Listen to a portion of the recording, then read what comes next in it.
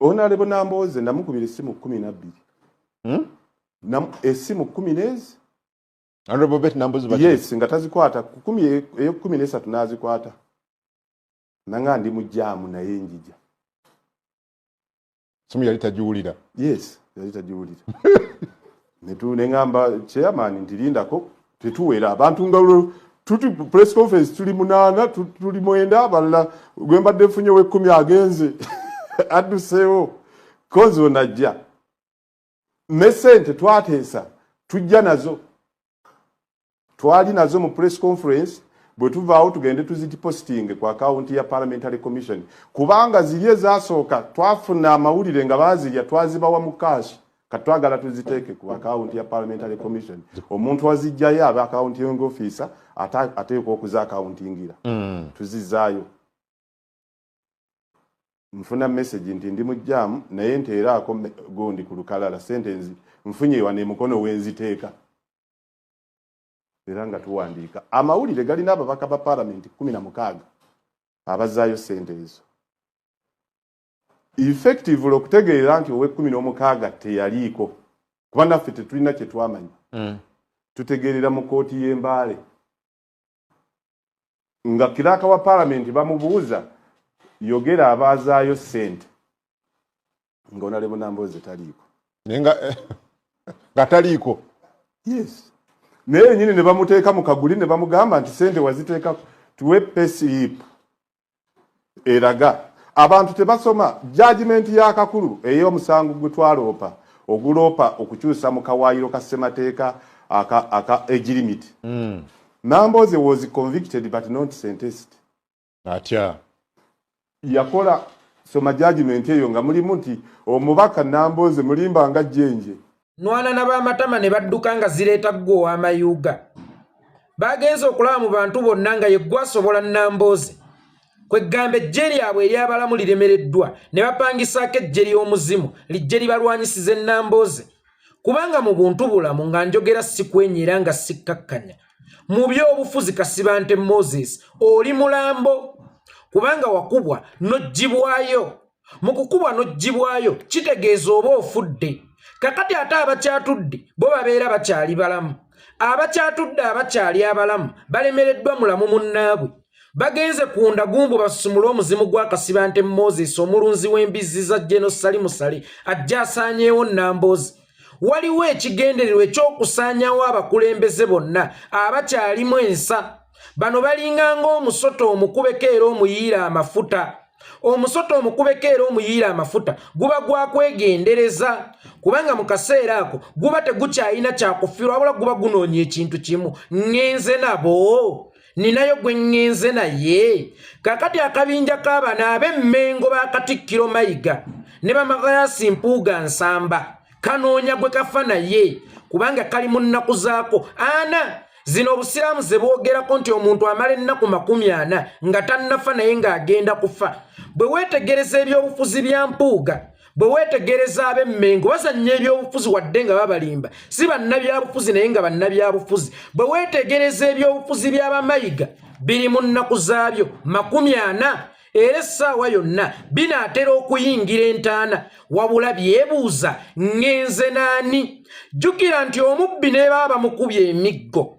akitwala nti bamukoze kinene nnyo okusinga ekimukubizza emiggo era wakati awo nga bamwebulunguludde anoonyaamu omuntu asinze okumukuba ennyo kyova olaba nkubiriza abantu bw'olaba nga yebakubira omubbi nga waliwo abasobola okumumaliriza gwe tokyamawo kubanga bw'obeera omusaale mu kumukuba nga mumwebunguludde we muti mumutaddemu ebipiira mugenda kumwokya mummwe tekimugaana kulabamu asinze kumukuba nnyo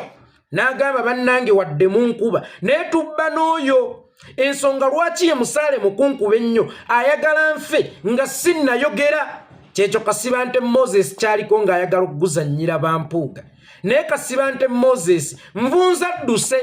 ate gwe Kagina ojja otya nti olumbye byabalamu nemba malawo oŋŋamba otya nti gwe Lubaale ogenda kusobola okunnwanyisa abakongozi basaanyiziddwawo kakati gwe Lubaale okutuula abakongozi ogenda kutuula ku mutwe gwani okusobola okutusaanyaawo tongwa yekolera gegangi musibye mutwe wa musuze mutwe okusinzira ku budde n'ensi mwe muli mu kulabira akatambi kana alhamdulillah naffe gye tuli omukama katonda abadde akyatukumye mu ngeri ekyasinza okubeera ennungi nyongera okubajjukiza teogwamme gwakunnyambako okuntambulizako obubaka butuuke ku buli munnayuganda nze ogwange gwakukunamya omumpembe Yoweri Kaguta Museveni n'abo abamutembeeta Kasibante Moses njagala tutambule mpola mulina ekintu kye mwagaana okukkiriza kyokka ng'ate gye mukoma okugaana okukikkiriza gye kikoma okubaleetera obusungu mu myoyo obusungu obutali busungu obwa bulijjo wabula obusungu obw'ettumbiizi ntera okubabuuza Kasibante Moses gw'olowooza nti buli gwe wasooka okuva e Butambala n'ojja mu kibuga Kampala omusinga obugagga oba gw'olowooza nti buli eyakusookayo akusinga obugagga ensonga si yakusookayo ensonga si yakukeera wabula ensonga ya kikyojjeeyo ya influensi yo ensonga lwaki muwalana Kyagulanyi si lwakuba nti si munnayuganda si lwakuba nti tasaanidde oba si lwakuba nti awo waatudde yatuulawo mu nsobi ne tumusookawo tutya ate ye n'atusinga okukyanamya ate n'atulabisa nti ebbanga lino lyonna tubaddenga mu buwaanyi obuzibu bwe mulina buli bumu yemmwe bakulu baffe mu kika abalowooza nti omwana asoose okuzaalibwa mu lujja oba mu kika era y'alina okusinga obugagga nga bw'alaba omwana omuggalanda ewaka ng'azze avuga emmotoka automatically agambirawo ono tasaanidde era atuloga yabba emikisa gyaffe twamusooka ku nsi tuli bakulu be naye gwe tulina okulinda kulumberwa jjajja we lunaayabizibwa gwe tulina okulinda okuleeta ssanduuko y'omufu gwe tulina okulinda okutubuulira olunaku n'essaawa lwe banaaziika ekintu ekyo kitera okukosa ennyo bakulu baffe mu bika era Kasibante Moses ne banne bakiggyeeyo bulungi nnyo omwana eyatusookawo atusinga atya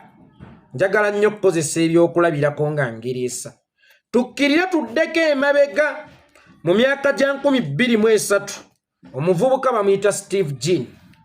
yatandikawo ekibiina ky'abayimbi baakiyitanga Blue 3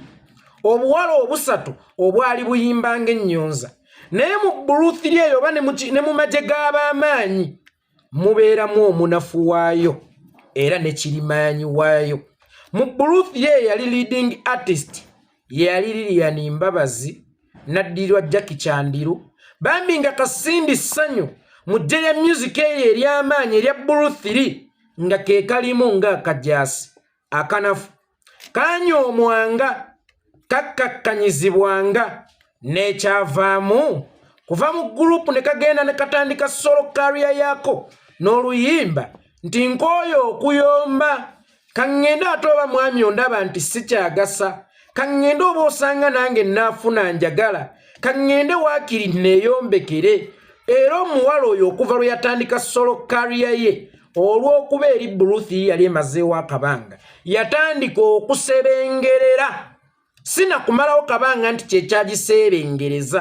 naye ekyagireetera okusebengerera nti ne mu ggye ly'ab'amaanyi omunafu abeera wa muzinzi kuba ayinza okuba nga tayinalo ekuba mmundu naye atirisiti ng'abeetikkira emigugu bwe mumaze okukubira emmundu Sindi Ssanyu bwe yava mu Blue 3 Blue 3 yatandika okusebengerera ne bamusikiza akawala ke baayitanga Maya olw'okuba nti yali munafu ng'era si wamanyi n'ensi temutunuuliza nnyo maaso as long as Lilian Mbabazi waali as long as Jackie Chandiru waali bagamba ne bwe tuleeta atalina nnyo kitone tuleese buleesi bode ya kuzibiikiriza oli kugamba nti kisigaddewo nga Blue 3 ono ne bw'aba tayimba ennyo kubanga ne Sindi abadde tayimba nnyo ekyaleetera Blue 3 okuyirinda iggulu ennume y'ekigo teyamanya nti enva ezitaliimu katungulu ziwooma era tosobola kumanya nti ziriimu katungulu kyokka ate akatungulu we kabaamu lw'omanye obuwoomi bw'enva ezo era singa tookateekemu nga wali ompadde ku nva ezo nga mwekali ŋŋenda kumanya nti waliwo ekikyuse Blue 3 n'egwa ng'eno Sindi Ssanyu ali mu crazinga nakula to the extent today ayinza okuba ye mukyala asinga amaanyi mu music industry ye Uganda kubanga abadde asinga amaanyi yali Shiba Kalungi naye Sindi Sanyu mwalabi byava ku battu yakuba Shiba Kalungi singa okuba America super power automatically yeggwa abeera agenze kuba super power banne bamunoonyeza ne baddamu ne bakwatagana eyali omunafu mu bo ate nga gwe mumuli ogulina okuzzaawo Blue 3 oba ogulina basikira ku bantu kuri union show yabo manyi oluzungu luntawaani oba ogulina okubasikira abantu ku show yabo ey'okwegatta era tabasindi senga Lilian mu nnyumba bamugobye kuba emabegako mwabiwulira tabasindi singa mbabaza ani ono Jackie Chandiru singa oba osanga aliira mu bicupa olabye yali omunafu bwafuuse ensonga mu kukomawo kwabwe era olabye yali omunafu bwafuuse ensonga mu bo okufuna ekyokulya naye bino byonna bituukiddwako oluvannyuma lw'abaali ab'amaanyi okukkiriza tempologoma bwekaddiwa eteegera ku lunnya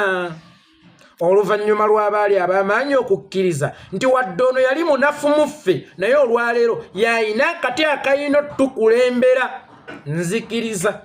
mwali b'amaanyi nnyo ng'ensi batya mwali b'amaanyi nnyo nga mmwe muyina sse naye ebiseera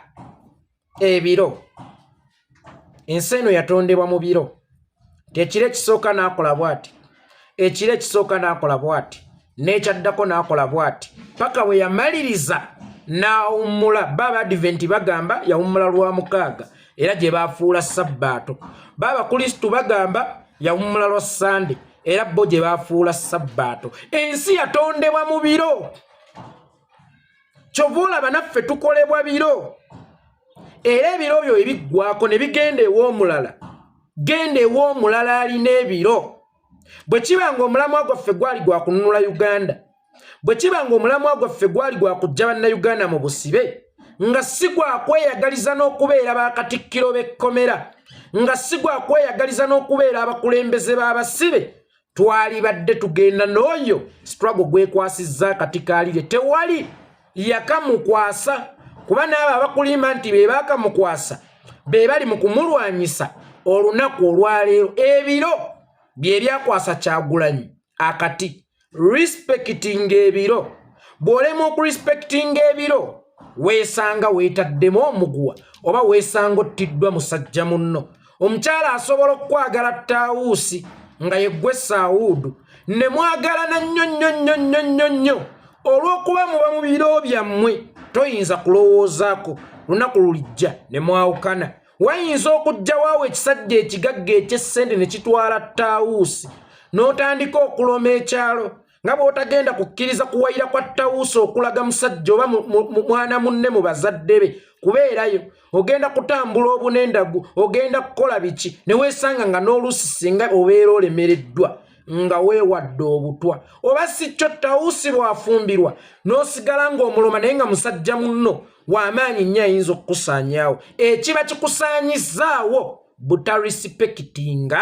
biro mbadde mbasaba bannabyabufuzi abaasookawo bakadde baffe abalowooza nti mmwe abaali ensonga mu kununuka kwaffe mu respectinge ebiro bwe muba nga mwali baweereza baffe nga ddala kituufu nga bwe mwagambanga mutumenze omuweereza mmwe omuwulize fe abaweereza ffe be muweereza ye ffe ffennyini ffe twabagamba nti tukooyo okutuweereza bwe kiba nga ddala bwali buweereza mwalisanyuse na busanyusi ne mugamba nti twebaza olw'omukisa guno gwe mutuwadde okubaweerezaako naye muba mulonza abaweereza abalala kiryokke kakati bwe muba mutandika okulwanyisa abaweereza abalala struggle beebadde ng'eronze beebadde jjeeyo kabonero ak'essimbalaala temwalwanirirako ku muntu mwerwaniriranga era mmwe tageti yammwe teyali yakutujja mu busibe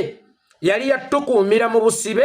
azironga azimwe muyina emigaati gye mufunira mu kkomera kubanga mutera okulya kawunga akaaba ossi kyova olaamu agatusigale nga tuli basibe kubanga mmwe mwakola ddambako already mu makomera n'ebweru mulaba nga temulina kye munoonyaayo nnyo ate mmwe abalina amaka mu makomera mulina eno enjogera ey'abakafiiri ze simanyi kiri mu ggulu neeyagalira ku nsi simanyi kiri mu ggulu neeyagalira ku nsi omukafiiri bw'azimba ennyumba ku nsi bw'agula emmotoka ku nsi agamba nze eggulu lyange liri ku nsi neyeerabira nti sitaani ebintu byabitimba bbula kyokka ate omulyango ogugenda mu ggulu mufunda ogugenda mu bubuze mugazi ogwo gugenda mu kulya mu bannayuganda olukwe mugazi kyokka ate ogw'okununuka mufunda olw'okuba mmwe temwagala maggwa bafumita ng'ate olwedde mukomera muzimbyeyo amaka olwedde mweyagaliddeyo olwedde muli bulungi essaawa eno mulaga nti sina kyabuvunaanyizibwa okununula abantu okubajja mu basibe wadde nga bba abasibe beerondamu ddabaliida abatabongana ba ossi ababakeeza ku foleni ne ku miggo ng'ente kyova olaba kaakati mwagala okulwanyisa bano abakulembeze abatakeera ku foleni abatawuliziganya n'abasirikale abakuba abasibe emiggo ababakeeza ku foleni ababaliisa obubi ng'era naye agumye ali bubi ng'abasibe kubanga bw'olondebwanga omukulembeze w'abasibe bano abasajja kye basooka okukola kyakusembezasembezaako ku ttebo yaabwe obafaanaganemu weerabiza abasibe nti balina okununuka kubanga ggwe yali baddiriida okubajjukiza nti balina okununuka olwedde bakuwadde obulamu obulungi mu kkomera olw'okuba tomanyi kiri bweru ogamba nze ne bwe nkoma wano ebyange mbifunye kaakati ekyo kye kibabonyaabonya mwenna kasiba nte Moses kaŋŋambe oli mutuufu ku byogenda obungeesa ennaku zino Namboze mubbi mujja kumanya ti abasumba bammwe basamize n'ebirala byojjoje gyembukana ku TVs ne radios ez'enjawulo naye nzikiriza kale okusooka kale oli mutuufu katugambe oli mutuufu ne Namboze mwabbanga naye nga bw'ogambye naye omulokole afiiridde mu ssabo agenda mu muliro ne bw'aba asabidde emyaka 8 gy'alina ku nsi omusamize budala ateza amatalo ku mutala gwaffe butambala gwonna assa abaana b'abantu asindikidde abantu amayembe era abadde ng'anyooma Katonda leero ennaku z'omwezi ziri mmeka 28 enkya 29 bw'alokoka n'agenda mu kkanisa olunaku olwo olumbe ne lumusanga eyo mwanange agenda mu ggulu omulokola asabidde emyaka 8 agenda mu muliro kimu kyo kyengezaako okutegeeza ensi tugibala gyesembera eno ensi tetugibalira ku nalina akabina ensi tugibalira gyesembera kikyokoze mu kusemba ensobi zo bayibuli egamba nti yajjirira abakooye era aboonoonyi mukwate emigugu gyammwe egy'ebibi mukwate emigugu gy'ebizibu byammwe mugireete gyendi n'agiwewulanga n'ebizibu n'abiwugulanga Namboze bw'aba yali mwonoonyi tutunuulira Namboze ono eyarifoominga Namboze ono omutukuvu omubiikira oba Namboze ono omulokoli totujjukiza Namboze ekisiwo totuleetera Namboze ekisiwo ono Namboze owaffe atumalira ddala bulungi kubanga tulaba ali lubutaawo essuubi afumba alima ataaniriza n'abagenyi ojja otya okutunyumiza ti oyo omukazi yanjonyesa make wange bannange era naawe tojja musobola bwannemereranga tojjanga nkiddamu bwannemerera tojjanga nze gw'owooninga ku Namboze nze nnina ekiggo ekikuba abantu abafaanagana b'oyogerako sikifumbisanga bw'alisobya ndi mukuba naye essaawa eno ali ku mulamwa Magida ali kiriya era mmanyi ekimukubya olunaku olwaleero kuyimirira n'abanyigirizibwa kuyimirira na Kyagulanyi kugamba nti nfa naye Nambooze be bali abaana ba Bruce Lee ababiri be nayogeddeko Lilian ne Jackie Chandiru eyakkiriza nti essaawa eno ono struggle gweronze nkyukakyuka bwe nnina okudda emabega kubanga Nambooze yatondebwa nga disciple oba omugoberezi nga yenna omusumba aliko amafuta agawonya omubisitaani agakujja mu bwononefu agakuwonya emmindi gwagenda naye kubanga Nambooze akolerera ggulu teyayingira bulokole kubeera Asha asobola okuŋŋaanya ku biweebwayo wabula yayingira obulokole ng'omugoberezi anoonye eggulu. Nambooze Honorable Betty Bakireke okuwagira Kyagulanyi si lwakuba nti amwagala nnyo, si lwakuba nti muganda munne kuba ne Besigye yatambulako naye lwakuba ayagala nnyo Uganda. Ate mu Kyagulanyi mwalabye essuubi ery'okununulwa kwa Uganda. Kyagulanyi ne Nambooze bali myaka gya njawulo ng'ojja kwesanga ng'abaana ba Nambooze abakulu bali myaka gya Kyagulanyi, naye Nambooze maama yasalawo okutambula ne mutabani we Kyagulanyi gw'atuuse okuzaala kuba yamanya bino si bya buntu, bino si bya buzaale, bino si bya myaka, bino si bya buyivu, wabula zino ensonga za kununula Uganda. Omuyimbi Natintije Moses Radio Ssekibogo yayimba akayimba n'agamba kulwanyisa amazima kinzizize mabega nkaddemu okulwanyisa amazima kinzizize mabega. Mu kulwanyisa amazima kye kiri mu kubazza emabega olunaku luno olwaleero. So singa mwakkiriza amazima ne mumanya nti ddala kitukwe tuba nga tununula Uganda oba bwe kiba nti tuli mu kununula Uganda ffe tubadde tubba mu bibbe kyekiseera tuviire bannayuganda oba tuviire struggle kubanga ereese omuntu waayo omutuufu bwe tuba tetusobola kumwegattako waakiri tumwesonyiwe. Okulwanyisa amazima kye kibazizza emabega. Omusajja buli lw'olema okukkiriza nti omukazi yankyawa oyinza okufa naye kiba kikusse si mukwano. Kulwanyisa mazima mmwe mwenna ekibasanyawo olunaku olwaleero si Kyagulanyi wabula kwe kulwanyisa amazima. Nambooze gaatwalwanyisa. Maama Betty Nambooze Bakireke njagala okukutegeezaako nti ffe wano tetuwulirira muhiyase, ffe wano twajja n'eŋŋombe egamba tuli balabira ku bikolwa byabwe. Nambooze maama ebikolwa byo bikyakweyimirira okutubeeramu. Gala amatu ziba amatu kubanga oli mulamazi agenda e Namugongo. Bwe njogera e Namugongo ntegeeza mu Uganda empya, naye omulamazi agenda e Namugongo olw'okuba abasiiba batambula basula batambula mu kkubo mutera okubaamu ebikweno, naye omulamazi agenda e Namugongo ebikweno byasanze mu kkubo tebimulemesangako kutambula kweyongerayo.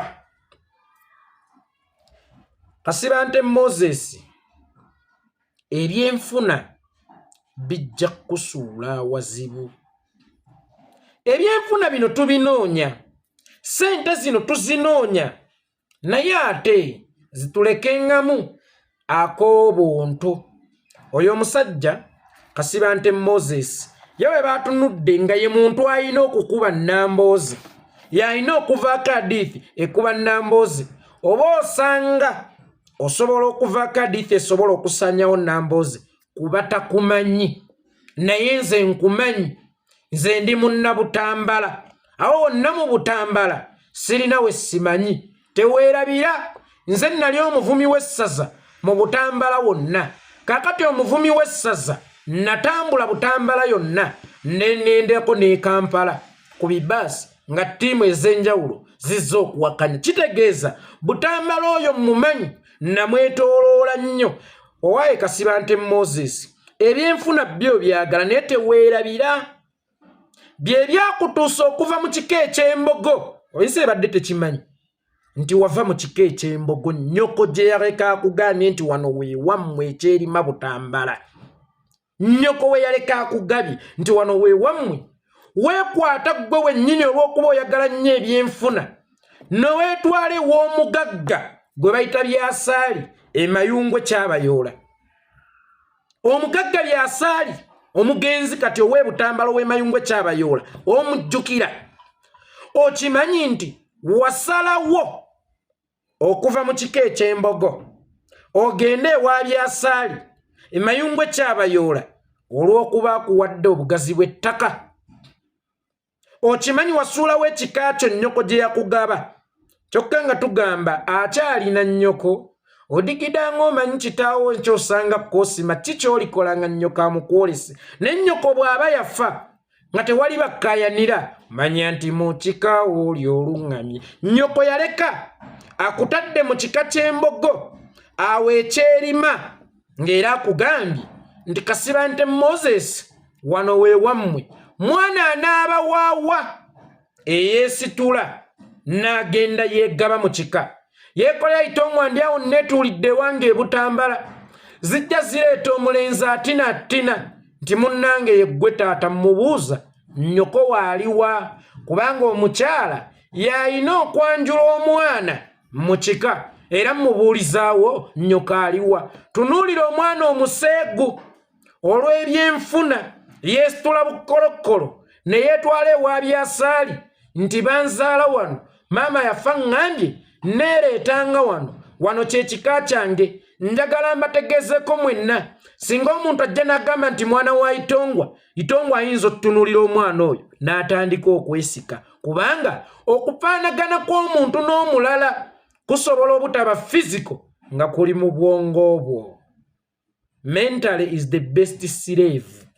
Bwandoogedde bulungi. N'obwongo busobola okubeera obuddu oba busobola okukukuumira mu buddu. Feesi yo eyinza okuba tenfaanana nga tetufaanagana physically naye bw'ojja n'oŋŋamba nti ndi mwana wange ntandika okulaba eriiso lye ery'ensenke, ntandika okulaba amalusu go bwe gafaanana agange, ntandika okulaba akaviiriko bwe kafaanana akange. Noonya ensonga zonna ezikufuula owange. Oyo bwe yagenda ewa Byasaali mayungwe Kyabayoola ebutambala ewaffe byenjogerako mbimanyi. Kyova olaba mugambye osobola okuvaako hadithi kuba takumanyi naye nze nkumanyi ndi munnabutambala weesitula bukolokkolo n'ogenda ewa muzeeyi Byasaali awo emayungwe muggwe taata maama yaleka ŋŋambye banzaala wano era n'ofuna ettaka piisi y'ettaka ennene obugazi bwe sijja kwogera naye nga ddene ddala n'okusinga abaana ba waka olina ebika ebi. Kale tugambe nti ogenze ewa Byasaali gye bakuzaala ng'eno mu Mbogo ovuddeyo erinnya ly'Embogo tolisuula, ebyobugagga by'Embogo tobisuula, osambisa amagulu abiri oli mu kika ky'ennyonyi ewa Byasaali yeddira nnyonyi omwami oyo ate oli mu kika ky'Embogo. Kwata erinnya ly'akasiba nti olizzeeyo mu bannannyini lyo weetuume kyeyune oba ziwa kyekyokke ekijja okukuyamba. Tugenze ku kya press conference gy'olangira Nambooze nti wamukubira amasimu 22 nga yeekwese olw'okuba tayagala kuzzaayo ssente ate era n'olw'okuba tayagala kulaga nsi nti alwanyisa kye tuyita ttaamu age limit eyali egenda osibira Museveni ebweru olw'emyaka. Kambuuze nga Fala Nambooze yajja mu paalamenti n'atuuka n'okwagala okukuba eŋŋumi nga ne kyeyakola abiriga mwakiraba eŋŋumi n'enyooka mu paalamenti era n'avootinga nti togikwatako. Kyali kimwetaagisa ky'okwekeka okutya okujja okubeera ku press conference eraga nti mmwe mwagala age limit esigalewo oba eyogera ku millions ze baabawa. Press conference omukulu ono gy'ayogerako nti yakubira Nambooze amasimu agabula okumutta yaliwo ng'ennaku z'omwezi 23 omwezi ogw'ekkumi oba guyite Okitoba naye teweerabira nti njogedde 23 omwezi ogw'ekkumi oba guyite ogw'Okitoba naye teweerabira nti amagye gazinda paalamenti okugiwamba mu biseera bya togikwatako ng'ennaku z'omwezi 27 Septemba nkugambye press conference yaliwo nga 23 Okitoba omwaka gwa 2017 kyokka nga amagye gawamba Parliament mu biseera bya togikwatako nga bagenda okuyisa togikwatako ng'ennaku z'omwezi 27 omwezi ogw'Okitoba omwaka 2017 era olunaku olwo Parliament yafuukanga battlefield nga ne Katumba Wamala yawumizazzaako ogukonde ogwali gumututte Magombe. Kwolwo olunaku Nambooze yakwatibwa kuba baanoonyaamu abasinza okukola akavuyo akangi bakavuyo bannaffe ba His Excellency Bobi Wine baali bamaze okuyitamu. Nambooze olw'okuba mukyala nga ye yali mu kifaananyi kya Bobi Wine ku sayidi y'abakyala okukola akavuyo akangi ennyo kubanga twabagamba ne bwe kiba kikwetagisa kwesiga mpitambi ku lw'ensi yo suula ekitiibwa weesiga empitambi ku lw'ensi yo. Nambooze ojja kwesanga nga yakola mmwe kye walirowoozezza nti kyali tekijjansa mu Parliament naye lwansi ye yalwana mu Parliament naye lwansi ye yavuma amagye mu Parliament naye lwansi ye yakozesa kyonna ekyokulwanyisa kye yasobola okulwanyisa amagye mu Parliament naye ku lwansi ye. Njogera ku nnaku z'omwezi 27 omwezi ogwa Septemba oba guyita ogw'omwenda omwaka 2017 teweerabira press conference ono gy'ayogerako yaliwo ng'ennaku z'omwezi 23 omwezi ogw'ekkumi oba giyite Okitoba omwaka 2017 Nambooze yawambibwa ng'ennaku z'omwezi 27 kubanga amagye kwolwo gaavaawo naye ne bamutwala ekireka ku side headquarters olw'okuba Nambooze yakubwa nnyo nga n'emyaka gyegyo ate nga zaatulugunyizibwa nnyo emirundi mingi nnyo nga n'obulamu bwe buwewukira mu laatiri si lwa masanyu mangi si lwaki naye ku lw'ensi ye ensi ye obwagazi bw'alina ensi ye bwakendeeza ku bulamu bwe kyova olaba bwe mujja n'ebintuntu nga ye alaba nti Kyagulanyi yalimu ensa okununula Uganda ajjukira ebimukoleddwako mu struggle kyekibonerezo kyokka oba kwe kwesasuliza kwayinza okukuba Museveni kwa kumujja mu buyinza bwe yatwalibwa ekireka yakubibwa yasambibwa era n'akutuka omugongo. Nga bwe mumanyi bano abasajja tebaagala balabisa balaba embeera ya Nambooze esusse okubeera embi ennyo esusse okubeera enzibu nnyo ng'ebasusseeko ate nga bo tebalina ddwaliro awo mu Kaduukulu bwe bamukuumidde oba nga tebalina kika kya ddagala awo mu Kaduukulu bwe bamukuumidde. Jjukira bo baasoma gwa kuzimbulula so si gwa kuzimba baasoma gwa kwonoona gwa kutabangula bulamu bw'abantu gwa kwonoona bulamu bw'abantu so si kujjanjaba. Bamukwata bukolokolo ne bagenda ne bamusuula ku ddwaliro e Bugoloobi oluvannyuma we yaggyibwa n'atwalibwa e Mulago n'oluvannyuma n'atwalibwa mu ggwanga erya India. Ennaku z'omwezi nga 23 omwezi ogw'Okitoba omwaka 2017 lwe mwatuuza press conference eyogera ku ssente emiliyoni 29 ze baatadde ku akaunti zammwe miliyoni 29 ze baateeka ku akaunti zammwe baziteekako ng'ennaku z'omwezi 22 Okitoba omwaka gwa 2017 Nambooze yava e India ng'ennaku z'omwezi 23 Novemba omwaka gwa 2017 bino byonna byenjogedde n'engeri gye mbalambikidde ebintu bino ebyatambula mbuulira 23 ono amasimu gaayogerako 23 ge yabala n'okubala nga nakati akyagajjukira we yagakubirira Nambooze. Nambooze wamukubira ali India mu ddwaliro Nambooze wamukubira ku bujjanjabi kati ate bw'oba wamukubira gwe musiru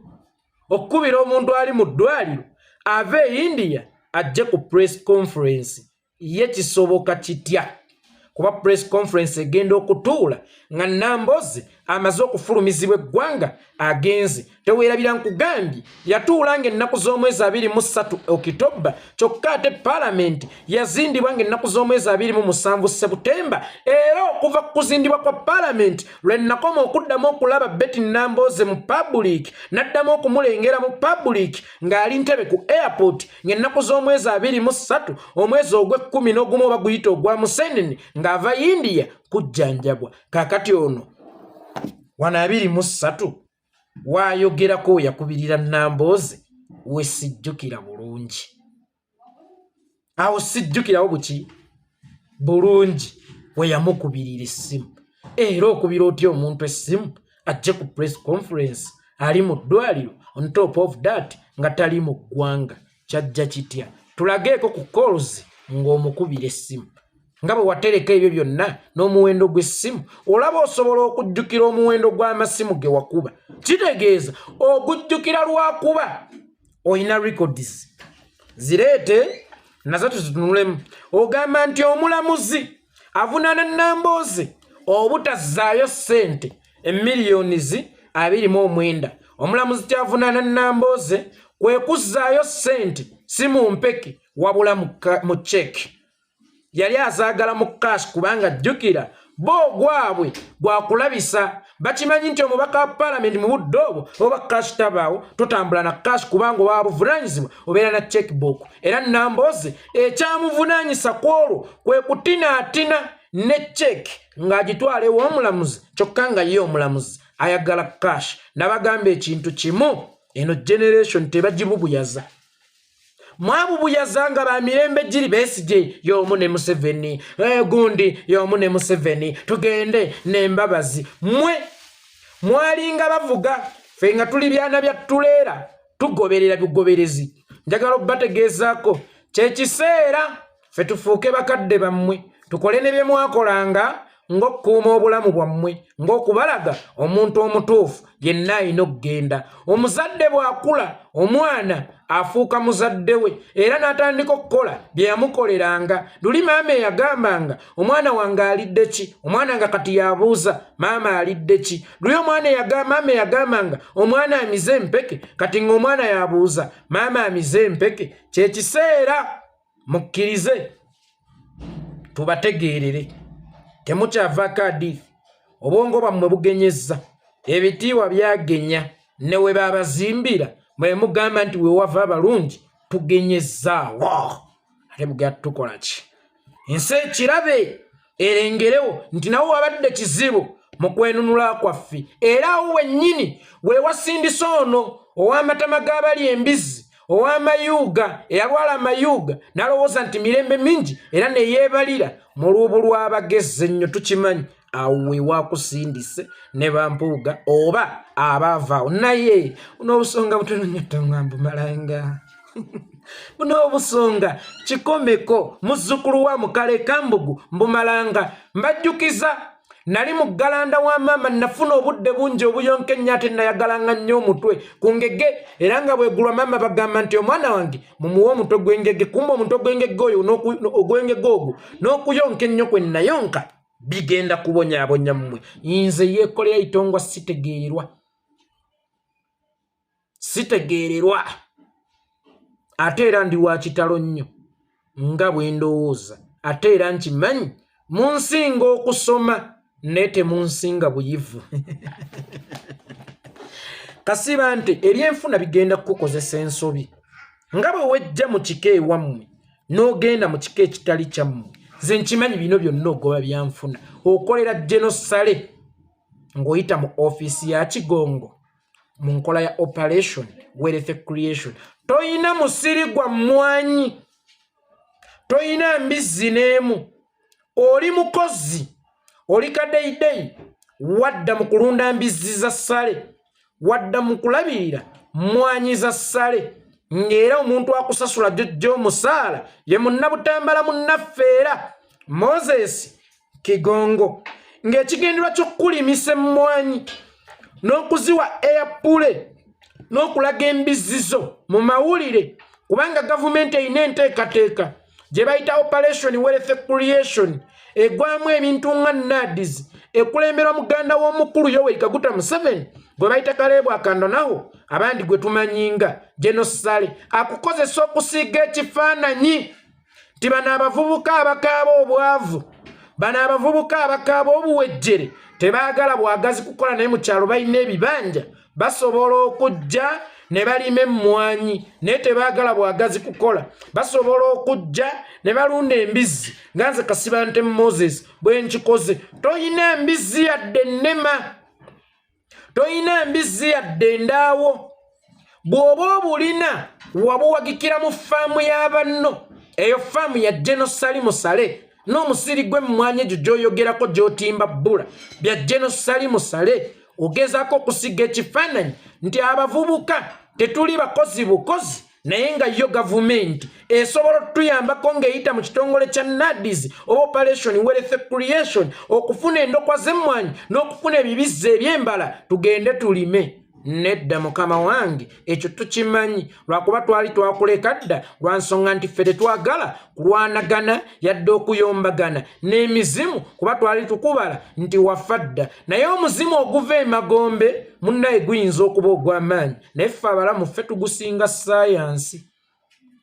Amaanyi g'omuzimu tegaba na control kyova olaba gasuula ebizimbe. Ffe tuba ne sayansi. Take care. Watch out. Nze yeekolera itongwa. Zirinaayo nze nzize Butambala.